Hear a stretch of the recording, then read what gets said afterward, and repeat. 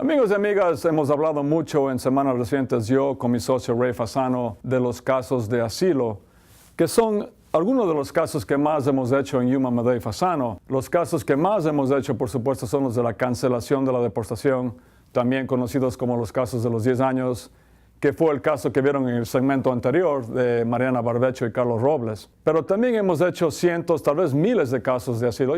Son miles de casos de asilo en Yuma Madey Fasano. Y hoy en día está bastante de moda, digamos, los casos de asilo. ¿Por qué? Porque la gran mayoría de personas que vienen en estas caravanas que cruzan la frontera actualmente, la intención de la gran mayoría de ellos es entregarse en la frontera y pedir asilo. No olvidemos que Estados Unidos, bajo la constitución de este país, una persona, si tiene los pies sobre el suelo americano, tiene el derecho de pedir asilo, sobre todo si la persona viene huyendo de la violencia extrema que existe en su país de origen, por ejemplo, en los países del Triángulo Norte, que son Guatemala, El Salvador y Honduras. Ahora, ¿cuándo es asilo? Porque no siempre es asilo, por más feo que sea lo que le pasó a la persona en su país de origen, no es necesariamente asilo. No olviden que para que sea asilo, la persona tiene que tener un miedo real de regresar a su país de origen. ¿Por qué? Porque ya le hicieron daño, ya le hicieron perjuicios en su país de origen en el pasado, o la persona teme que en el futuro le hagan daño porque ha recibido él o ella o su familia en el país de origen amenazas por parte de ciertas personas. Además, para que sea asilo, hay dos condiciones más. Número uno, tiene que ser que la persecución, o sea, los daños que sufrió la persona en su país de origen, tienen que deberse a una de las siguientes 5 razones, ya sea por su raza, su religión, su opinión política, su nacionalidad o si pertenece a algún grupo social particular. Y es de esa última categoría, grupo social particular, la categoría bajo la cual hemos peleado muchísimos casos con éxito en Yuma Madey Fasano. Por ejemplo, hemos obtenido asilo, hemos ganado casos de asilo en la Corte de Inmigración para mujeres ecuatorianas que fueron víctimas en el Ecuador de violencia doméstica. Entonces, una vez más, ese mito de que el asilo no existe para ecuatorianos, eso es completamente falso. Sí hay asilo para ecuatorianos y para peruanos y para colombianos. Hemos ganado en esta firma muchos casos de asilo para ecuatorianas y ecuatorianos y peruanos y el resto de países de Latinoamérica. Y la otra condición, no olviden, para que sea asilo es que tiene que ser que la persecución o los daños fueron hechos por el gobierno del país o, en su defecto, el gobierno no supo proteger a la persona. Entonces, ahí es en el ejemplo de mujeres ecuatorianas que fueron víctimas de violencia doméstica a manos de sus esposos o novios.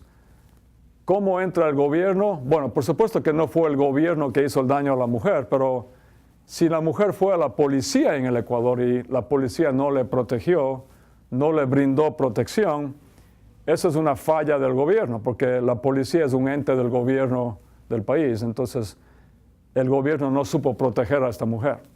Y hemos ganado muchos casos de asilo. Ahora, desde el año pasado, 2018, los casos de asilo se han hecho más difíciles gracias a los cambios que hizo, no en las leyes, sino en las políticas de asilo en este país, el ex fiscal general Jeff Sessions. Ese tipo fue terrible para los inmigrantes. Yo diría, es mi opinión personal, que él era incluso racista. Y en un caso que se llama Matter of AB, que mi socio Ray Fasano ha hablado mucho en semanas recientes, el ex fiscal general Jeff Sessions hizo que sea mucho más difícil conseguir asilo para mujeres, sobre todo, que fueron víctimas de violencia doméstica en su país de origen.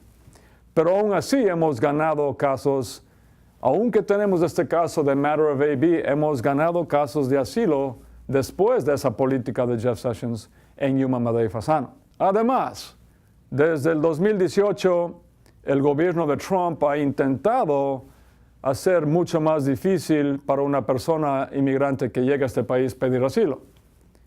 Y comenzaron diciendo que toda persona que pasaba la frontera ilegalmente no calificaba para el asilo.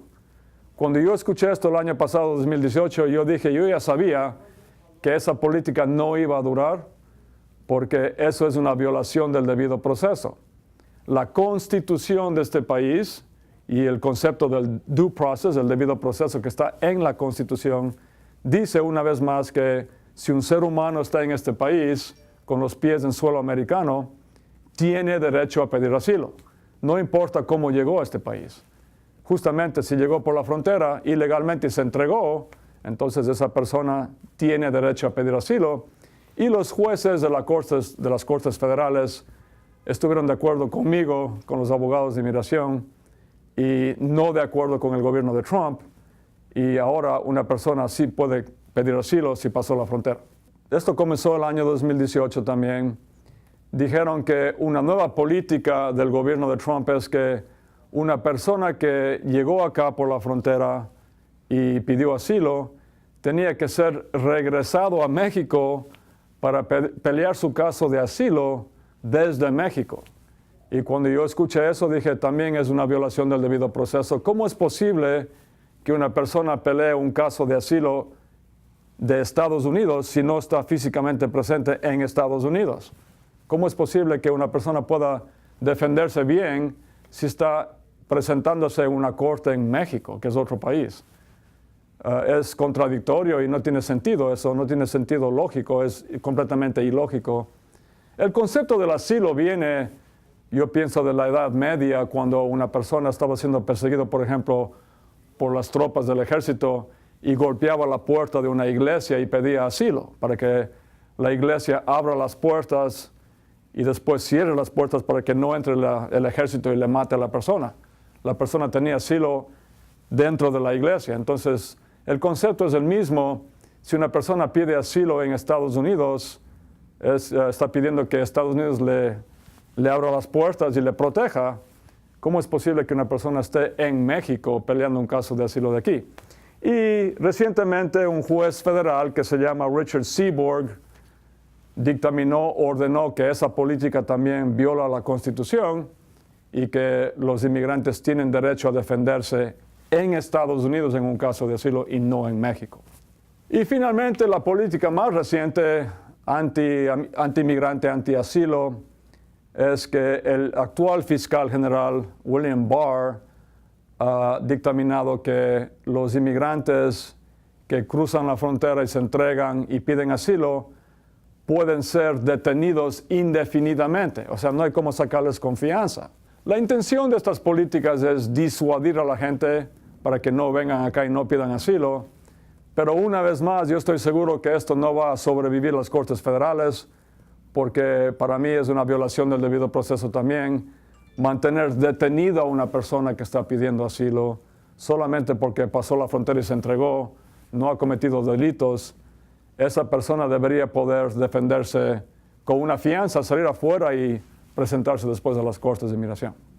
Entonces, tenemos una vez más, para resumir, estas políticas anti-asilo, anti-inmigrantes del gobierno actual, pero no olvidemos que estamos en un país, en una república que tiene tres poderes, una vez más. Tenemos el poder ejecutivo, que es Trump, el presidente, y su gabinete. Tenemos el poder legislativo, que es el Congreso, y el judicial, que son la Corte Suprema, y también las Cortes Federales.